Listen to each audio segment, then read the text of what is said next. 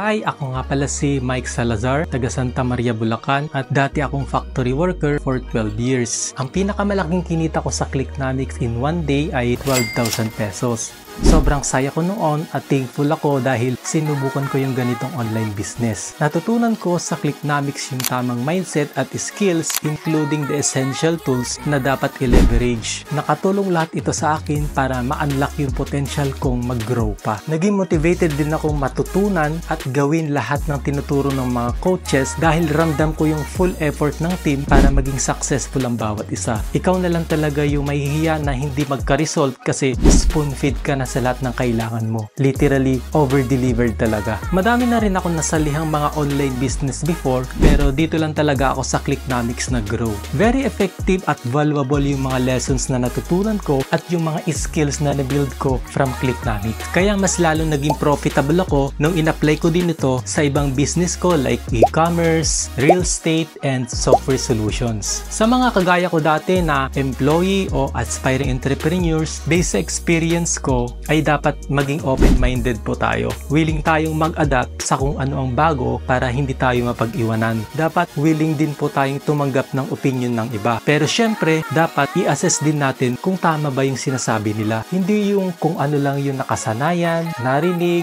at alam mo, ayun na ang paninindigan mo. Lalo na po ngayon, ang dali nating mahook sa mga negative insights. Based kasi sa pag-aaral, hardwired daw tayo sa negativity or attention bias. Meaning, by nature, mas pabor po tayo sa mga negative insights. Kaya importante na ma-validate mo din kung tama yung pinaniniwalaan mo. Baka kasi matrap ka, gaya ko noon. Big mistake ko noon ay mataas ang aking ego. Pinaninindigan ko lang kung ano yung pinaniniwalaan ko. Lalo na sa usapin tungkol sa online business. Scam kasi ang paniwala ko dati dyan. Ang nasa isip ko noon, basta may trabaho, okay na. Well, wala namang masama doon. Pero kung iisipin mo kasi, yung pinakamahalagang asset natin, which is yung time na hindi na maibabalik, ay napunta lang dun sa mga bagay na hindi naman natin na-enjoy. As a factory worker and employee kasi, in the past 12 years, wala akong matandaan na naging excited ako pumasok sa trabaho. Mandatory lang kasi siya para kumita. Unless, passionate ka sa ginagawa mo doon at sulit yung effort mo sa binabayad sa'yo ng company. Kaya kung gusto mong magsimula ng tama para di ka maligaw at matutunan yung step-by-step concept ng online business para makapag-earn ka din ng extra income and potentially, malay mo, makapag-resign ka rin sa work mo gaya ko. I can honestly vouch and you can't go wrong with Clicknomics community. Thank you and let's go Clicknomics! See you inside!